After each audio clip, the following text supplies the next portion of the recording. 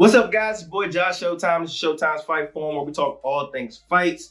Let's get into the nitty-gritty. Now, I have to eat crow. I was completely wrong. And guess what? So was most of America, okay? So I don't feel bad, and y'all shouldn't feel bad either, because if you saw what I saw for the lead up of this fight, you would have thought the same thing. And we got to talk about TELOFIMO Lopez versus Josh Taylor. Now, the fight was really fun. This was a really good fight. It was a chess match at first, and then it just turned into a one-sided dominant fight for TELOFIMO. Now, I cannot believe, and I know y'all can't either, that Teo looked that good, y'all. He's not looked good. He hasn't looked that good since Lomachenko. And I don't know, man. Like with his life being in somewhat of a turmoil with the divorce and his family, you know, having like some kind of beef or whatever, him and his dad. Then seeing an ESPN drop with him and his dad, like, you know, kind of going back and forth.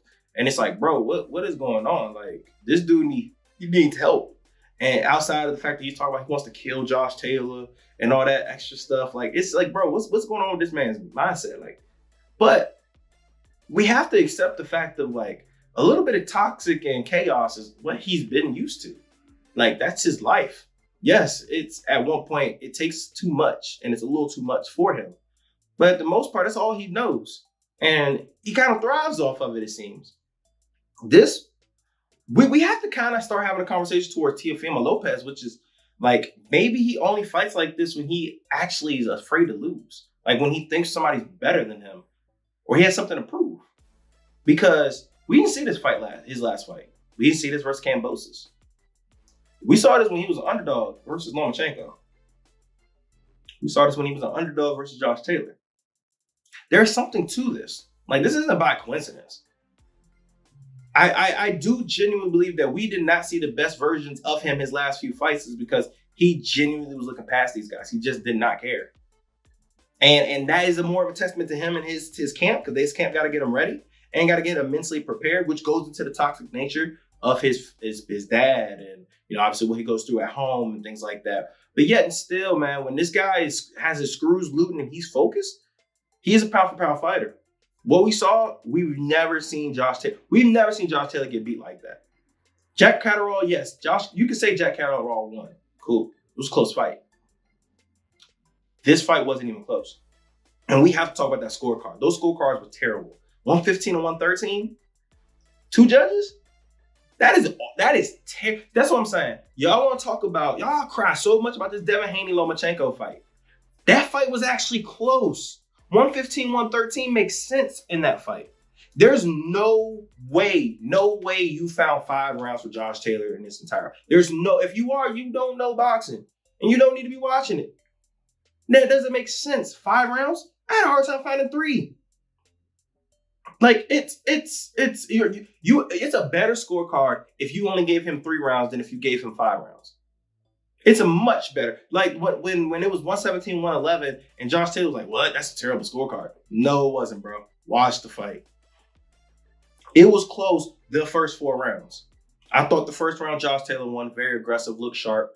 I thought he blew a little bit of his wad there. He was getting a little bit too excited, thinking he can get Teo out there. Second round was a really good rebound round for TELOFIMO, and I thought he edged it. So I got a 1-1. And then by the time the 4th round was going, it was pretty much even.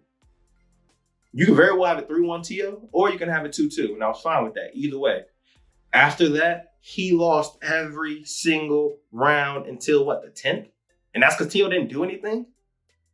Like, every round. And after that, when I say after the 4th round, he lost every round, I'm saying he lost those rounds unequivocally. It's not too much debate when you watch 5, 6, 7, 8, 9. When you watch those rounds, it's not, you're like, oh, I wonder who. No. Teo won. In the 12th round, like the fact that Teo had to win the 1st round, the fact that he had to win that 12th round in order to win this fight is a travesty. That's embarrassing. That's not even, like, come on, yo. He should have been able to take that round off, but he didn't, which was smart. And he almost knocked him out, which is crazy. The 12th round, Josh Taylor almost got finished. He was hurt many a times. And I felt if TELOFIMO really wanted to go for the finish, he could have got that finish. He was comfortable.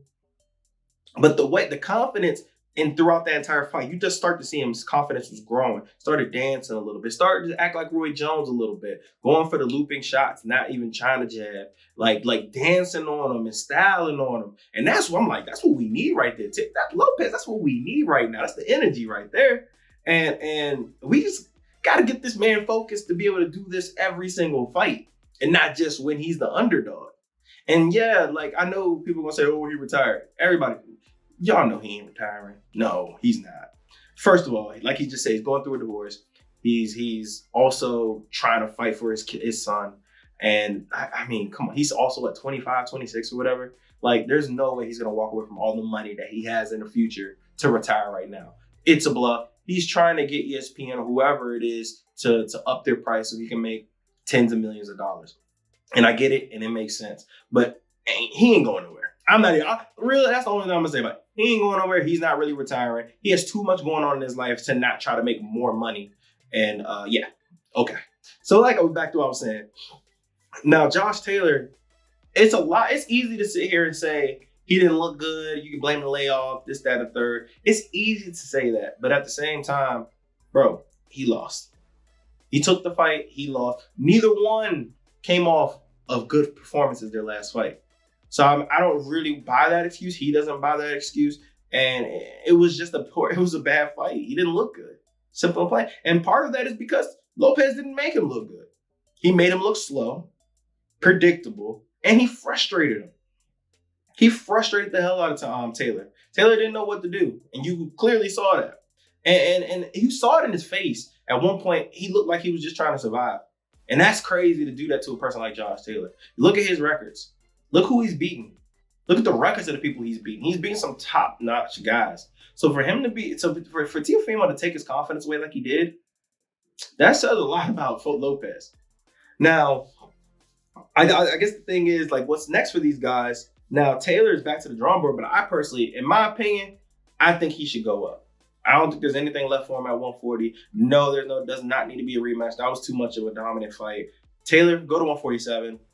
Try to work your way up there if you want to keep on fighting and see if the juice is still there. But I don't think you need to keep cutting down to 140 and you've been teasing once at 47. Doesn't make sense to me. Your legs didn't really look great. Your cardio didn't look good. You looked tired at one point. Just go to 147, bro. I think it's time. It's time. You're 32. Just go up. TELOFIMO. Now, the world is just a oyster, yo. Like, there's so many options for Lopez. Realistically, you can do a Gervonta Davis fight. You can do that. That sells money, like big money. Okay, like one, it legitimize TELOFIMO and also Tank by actually getting a real belt at 140.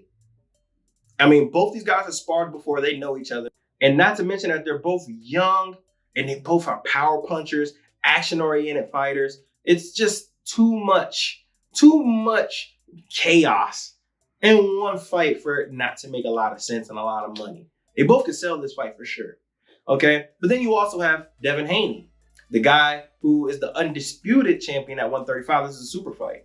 And you have him who just beat George Gambosa and also beat Lomachenko. And, you know, Gambosa did also beat the same guy that beat Lopez. I mean, we got that in there too. Slide that in there. That's a good storyline as well. Then you also have the 140 fight. You got Regis Prograis. Like, that also a money fight. That is a money fight. Sure, you can also do the Rollies, but Rolly would die. I guess you can do Ryan Garcia. Wouldn't make sense to my opinion, and not interested in that neither. I think it should just be between those three. Regis. It should be Regis, or it should be Tank, or it should be or Devin Haney. Shakur needs to stay at 135, obviously. And it should be one of the pickings of those three. And let's see if Lopez was that not a fluke, but was that just, once again, an outlier, kind of like what happened with Lomachenko, or is he really that dude that he really think he is? So I hope those are the fights that we see next. If once again, let's say if I had my way, if Josh had his way and he was like, all right, you're a promoter, what fights would you make? I've said this before, but I think Shakur needs to fight Devin Haney. I think that needs to be the fight at 135. And I would like to see Tank versus Lopez. Now, if Tank is like, hell nah, I'm going to wait for the winner, cool, you can do that. Then fight Regis Prograis and then fight the winner of whoever wins that undisputed belt and have that super fight at 140. Bing bong, big money fight, and I'm telling you right now, it's selling out any and everywhere. But as always, man, I want to hear what you guys think. Follow me on social media at Papa Showtime, Josh Showtime. Also, comment here and tell me what the fights you want to see TELOFIMO fight next, and what's next for Josh Taylor. Big fan of Josh. I thought Josh handled this, lost like a champ, and it is what it is, man. It comes with the territory. When you fight the best, you're gonna lose eventually. It will happen. Now, as always, man, make sure y'all stay blessed.